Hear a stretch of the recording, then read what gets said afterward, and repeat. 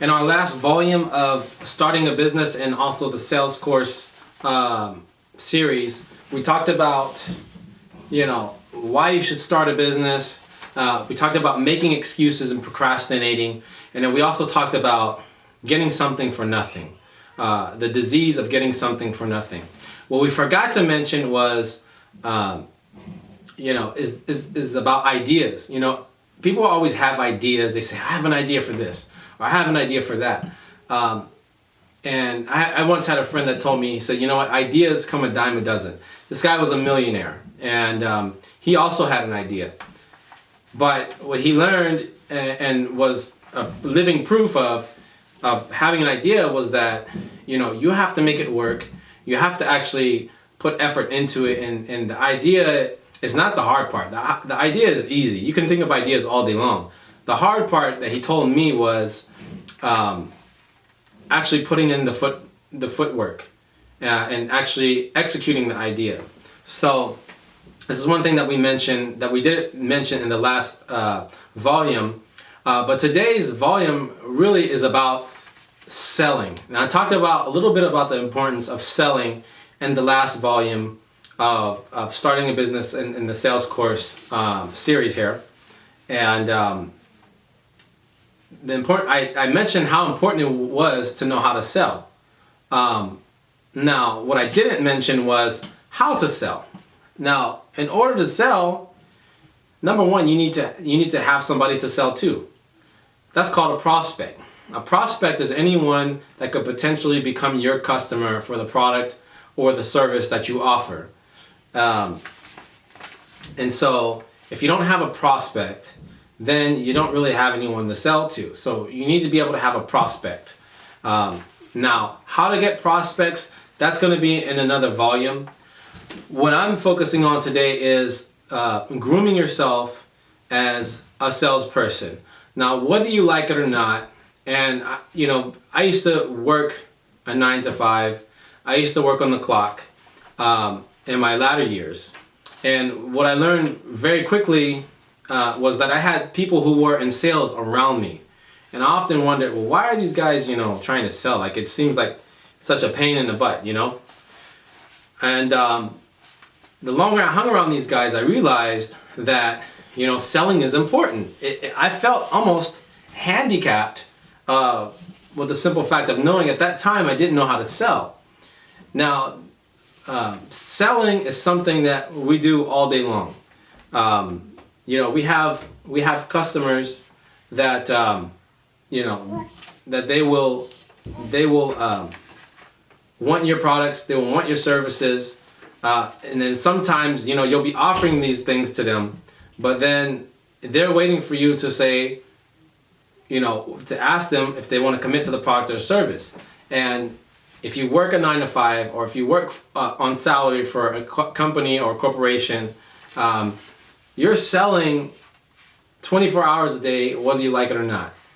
Because when you go to that job, when you clock in at your job, you still have to maintain and keep your position at work.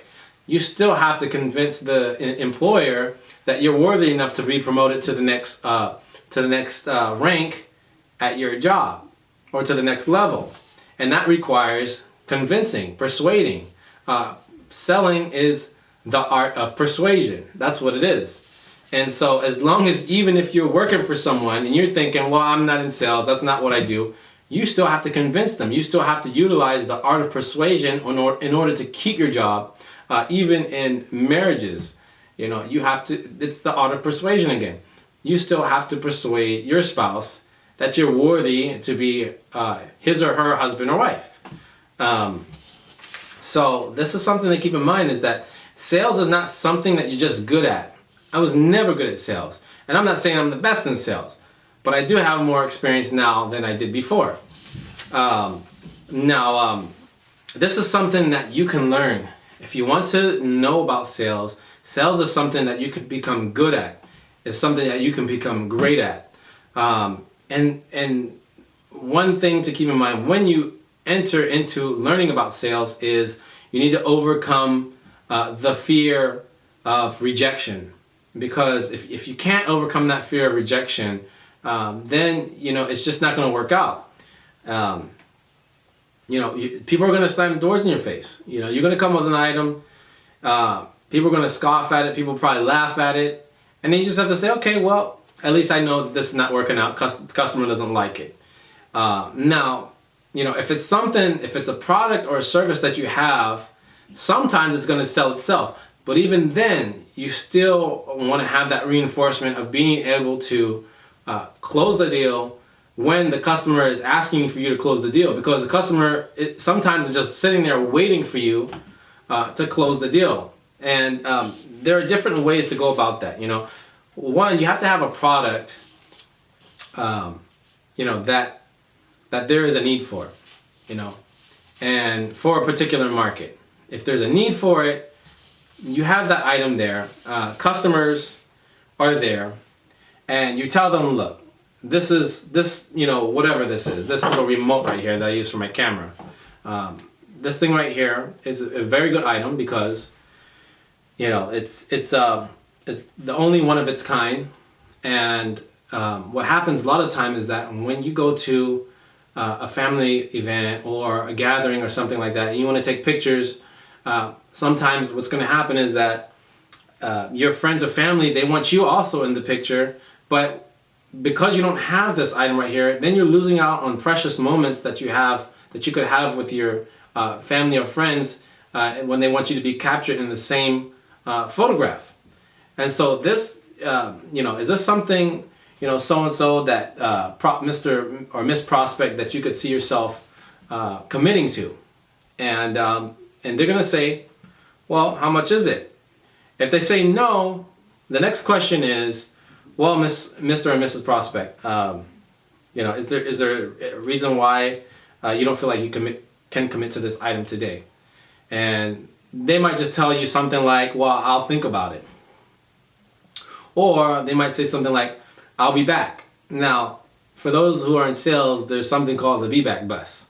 And the be back bus, when someone gets on the be back bus doesn't come back. Now, if you tell them this little thing right here, it looks like, to me, if I didn't know what it is, I'd think it was a piece of trash. But the most important thing that you need to do is you need to educate your customer on what the item is, what it does, all the aspects of the item. Explain to them the value of it. If the customer doesn't understand the value, they're not going to commit to the product. And if there's already a remote like this that causes your camera to snap the picture, then what is it that's different about yours? That's the other remotes in the market are different. So really what it boils down to, let's say for instance, if you have a product it's the same as the other products, but it might be the price of the product. Maybe yours is the same as the other ones, but all the other ones are a little bit more expensive. Maybe the other ones are like a brand name, but this one right here is like an aftermarket product or whatever it is, but it's less expensive. So the customer might be looking for that certain item, and they just find out that, oh, that's what I was looking for. Well, what makes you different? Why should I buy yours? And then you're going to explain to them why. Well, it's less expensive, or well, it has this extra feature to it, and for a limited time, you explain to them this certain particular remote is going to go for $12.99 and the regular price, and you explain to them what the regular MSRP price is, and so this gives the customer an incentive to commit to the item. And there are certain words that you want to use in selling, which certain words such as commit, certain words such as value. You want to stay away from words such as buy or sell, or you want to stay, there's certain words that you just want to stay away from. But you ask the customer, Mr. and Miss Prospect, is this something that you could see yourself committing to today? And another thing is always assume the sale. Okay? When you assume the sale, you use words like, Mr. and Miss Prospect, when you get this product right here and you take it home, your family is going to ask you what it is. You're going to pull it out of the box or a little package, And once you start taking pictures, they're gonna love you for it. So after I hand this to you and you take it home, give me a call and let me know that everything worked out. This is called assuming the sale. Assuming the sale is you know exactly what it is. You assume that it's already a done deal. You're having confidence in your product. You're having confidence that your prospect knows the value of the product, and so therefore they've already committed to it and purchase the item. Now, if you step to your customers and you say stuff like, Mr. and Miss Prospect, I have this thing right here, and it's a remote, and it you know, it's a remote thingy, and it, you know, you could take pictures with it, and without any introduction or anything, without any education on what the item is, they're gonna be like, who are you? Like, they're probably gonna feel uncomfortable, number one. They're probably gonna feel like you're a total stranger to them. There's no introduction, you didn't introduce yourself to them, and more than likely they're probably gonna close the door in your face. So you need to do what they called building rapport. And this is very important. When you meet someone for the first time, a prospect for the first time, you need to build that rapport with them. Find out something to talk about. Find out what it is that they like, what interests them, and kind of build on that. Maybe you have something in common with the prospect that they can relate to you with you. For instance, being in the fragrance business. Maybe your prospect already likes fragrances. Maybe I like fragrances, you know, since I'm the person who's selling the fragrance, right? So now they see that you like the item, and then they also like the item, and then so this gives kind of like an opportunity to open up conversations such as, well, what kind of fragrances do you own? And then they're gonna start talking about, well, I own this fragrance. Oh, I own that, this or that, this designer fragrance. Oh yeah, oh, I also have that one. Oh, so-and-so company, they also make another one. Do you have that one? And they're gonna say something like, no, I don't have that one. What's it smell like? Bam, there it is. So now I've opened up conversation. I've built some rapport based on certain things that we have in common. And then so now when you're building rapport and you have certain things in common, this allows the customers, you and the customer, to kind of move forward. And now they feel a little bit more comfortable about what you have to offer. You know, so whatever you're going to put out on the table, you know, they're going to feel comfortable with that. And you're also, as a sales man or woman, you're also going to feel comfortable selling to them now because you've kind of took down this barrier that was there in the beginning, whether maybe that person was, you know, kind of had a, you know, was a little bit more, you know, closed. And so now you kind of loosen them up and get them to feel a little bit more comfortable. So this is, you know, the second volume of building a business and also learning how to sell. And so these are certain things. Is one, you need that prospect, and also getting rid of the fear. Don't be afraid to sell. You need to know one thing is you're gonna mess up in sales. That's okay. All right. Sales is really, it's kind of like psychological. All right. You know, everybody, you know, the way a human being is that a human being, they like things. They like material things, and there's certain things that they want. Okay, and when they're ready to buy it, they're gonna be wanting someone to sell it to them. So let's see here. What else did I forget to mention?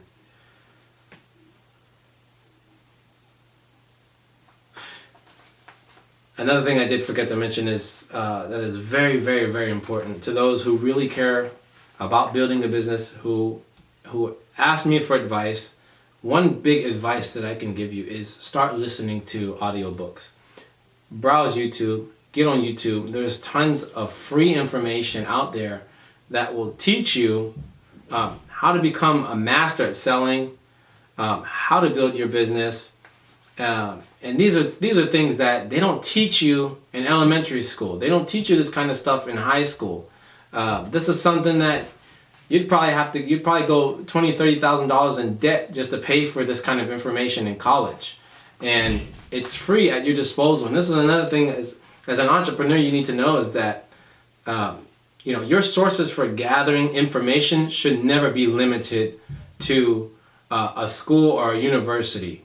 Sure, those things are good for grooming you, of course, but you shouldn't be just limited to those things. Broaden your scope for knowledge and find it wherever you can. If there's certain things that you can't learn in one place, go and find it in another place. So audiobooks. I highly swear by audiobooks, because a lot of these people, like for example, Zig Ziglar, Brian Tracy, write this down, because these guys, I'm telling you over and over again, and I've recommended it to some people, and it just kind of went in one ear and out through the other. If you listen to these guys know what they're talking about. They're proof in the pudding. These guys have run successful businesses in the past, and up until now have also run successful businesses. And so if you listen to them, get out there. I'm giving you this knowledge. I'm giving you this information, and I don't have any reason to hold it back. Okay, this, the way the economy is, people have to start thinking outside the box and stop just waiting for someone to come and just give them a job. Okay, go out there and get it. All right. So check out Zig Ziglar and Brian Tracy. I highly recommend those two. They break it all the way down: how to sell, where to sell, why to sell, and you're gonna learn a lot more stuff from these guys than I could ever teach. And I myself have learned a lot of things from these two individuals. So there's another website. It's called Audible.com. You can find Zig Ziglar on there about selling. I think it's called The Art of Closing the Sale. This is one thing that you need if you're going to groom yourself as a businessman or woman. You need to have this in your arsenal. It's like 7 hours long. But what's going to end up happening is, once you pop this CD set or MP3, once you pop it in your vehicle when you're out driving down the road, or you're going to school or your work, this is like a university on wheels. You have to look at it like that. You don't have a lot of time, so on your spare time when you're driving, these kind of things can be of an advantage for you. So another thing that I want to mention is that keeping good company, and this is going to be something that I'm going to kind of go into in the next volume. But as for now, that's all I have to talk about as far as selling. It's something that you should get comfortable with. You should get used to it and not back out of it. If you have a 9-to-5 job, keep your 9-to-5 job. If you're just starting off in sales, and then what you do is, once you start to feel like you kind of got the hang of the sales, then start kind of trying to move away from the 9-to-5. But until then, keep your 9-to-5. Start learning on the side how to sell. If you're starting off from scratch, you have no idea what you're doing, I think I've given you enough tools in this volume and different educators like Zig Ziglar and Brian Tracy that can help you out. So until then, stay tuned and check back in for our sales and business course.